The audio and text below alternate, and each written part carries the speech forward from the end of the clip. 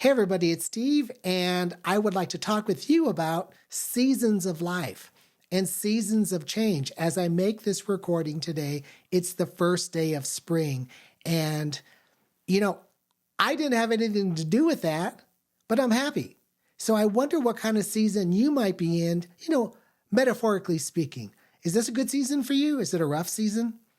Is it a season of learning and growth or something else?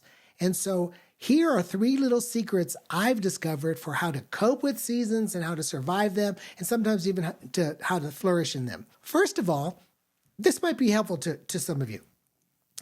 Many, many times, you're not responsible for the season you're in. Don't blame yourself for the season you're in.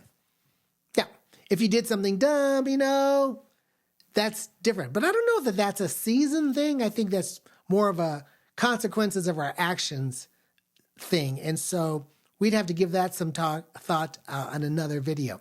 But many, many times, just like the seasons of the year changing or the holiday season arriving, you might love the holiday season, you might not, but you didn't cause it to come and you didn't cause it to end. It comes when it does. Baseball season is here. I'm very, very happy. But if I wasn't happy, it's still here. So think about what kind of a season you're in now and give yourself a little grace, a little self-compassion. In many cases, it's not your fault. It's not your responsibility. But it is something you have to deal with. And that's the second little secret I have for you. There is something you can do to help you survive or even thrive in the season you're in.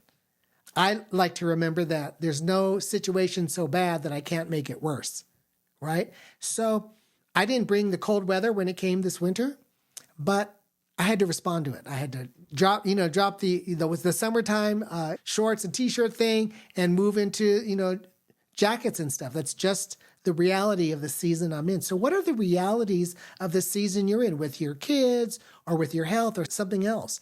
Again, you might not have been responsible for that season coming your way, but you do have to deal with it. And so now, third of all, there are ways to deal with different kinds of seasons. And basically, I want to say to you, if it's a tough season, survive it. If it's a great season, savor it. And no matter what, learn from it, okay?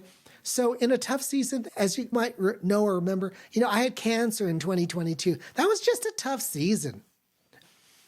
What kind of a season have you been through that's just rough and you got to just survive it? You can make some good choices, but it's still not going to make it a great season for you. It's just going to be one that you were able to cope with better because you chose to be as active and proactive as you could be.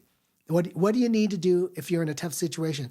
And then second of all, along this response part, if it's a really good season, are you savoring it? Are you realizing that it may not last forever? And this is something for you to really celebrate and really thank God for. Or if people are making this season a wonderful season for you at work or in your family, acknowledge them and thank them for their kindness, for the joy they're bringing into your life. And I would even say then, when I say survive it or savor it, but learn from it, every season is a university. It is an education, and we can extract something from it. And that's not to, dismiss or, just suggest that makes it easy. It doesn't. But I've gotten wiser in my most difficult seasons, and I've grown the most in my most difficult seasons. And then that season tends to move forward. So what do you think? What kind of a season are you in?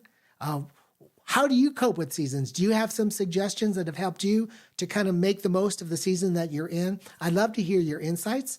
It's great to be back here making a little video. It's been a little overdue for me. So I hope this encourages your heart. If it does, why don't you like the video?